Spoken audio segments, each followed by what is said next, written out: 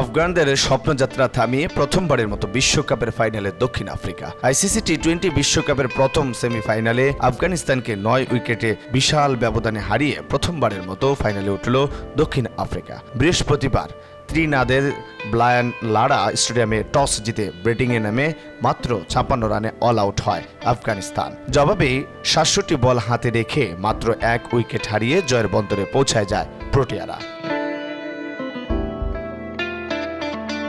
আন্তর্জাতিক টি-20তে আফগানিস্তানের সর্বনিম্ন স্কোর এটি। আগে সর্বনিম্ন স্কোর ছিল 2024 বিশ্বকাপে বাংলাদেশের বিপক্ষে 72।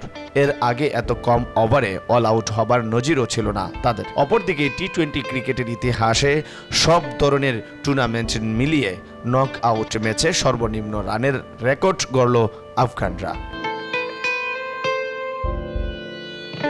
অল্প রানের লক্ষ্যে ব্যাট করতে নেমে শুরুতে কুইন্টন ডি কক আউট হলেও রেজা এন্ডিক্স ও অধিনায়ক এইডেন মার্করামের অপরাজিত জুটিতে ম্যাচ জিতে ফেলায় পা রাখে প্রোটিয়ারা। এন্ডিক্স ও মার্করামের ব্যাট থেকে আসে যথাক্রমে 29 ও 23 রান। এর আগে টস জিতে ব্যাটিংয়ে নেমে শুরুতেই বিপর্যয়ে পড়ে আফগানরা। দলীয় 20 রানে টপ অর্ডারের 3 ব্যাটারকে হারায় তারা। রহমতুল্লাহ গুরবাজকে সাজ করে ফিরিয়ে প্রোটিয়াদের উইকেট উৎসবের শুরুটা করেন মার্কো জানসেন। এরপর গুলবাদিন নাইবকেও বোল্ড আউট করে প্যাভিলিয়নের পথে দেখান তিনি। জানসেনের পর্ব শেষ হলে আফগান শিবিরে জোড়া আঘাত হানেন কাগিসো রাবাদা। একে একে বিদায় করেন ইব্রাহিম জাদরান ও মোহাম্মদ নবীকে। মাত্র 20 রানে 4 উইকেট হারিয়ে রীতিমতো চাপে পড়ে আফগানরা।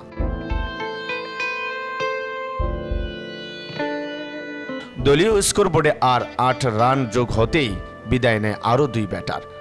জানসেনের বলে ডি ককের হাতে ক্যাচ তুলে দিয়ে বিদায় নেন নাঙ্গুলিয়া খারুতে। দলের একমাত্র 2 অঙ্কের রানে পৌঁছানো ব্যাটার আজমতুল্লাহ ওমর জাই আউট হন 10 রান করে। নর্টজের বলে স্টাফসের তালুবন্দি হয়ে সাজগরের পথ ধরেন তিনি। দলীয় সংগ্রহ তখন 6 উইকেটের বিনিময়ে 28 রান। বাকিদের ব্যাটও হাসিনি এদিন। আফগানিস্তানের টেল এন্ডার পরপর 3টি আঘাত হানেন তাবরাইজ শামসি। একে একে প্যাভিলিয়নে ফেরান করিম জানাত, নূর আহমেদ ও নাবি উল হককে। রশিদ খানকে ফেরান নর্টজে।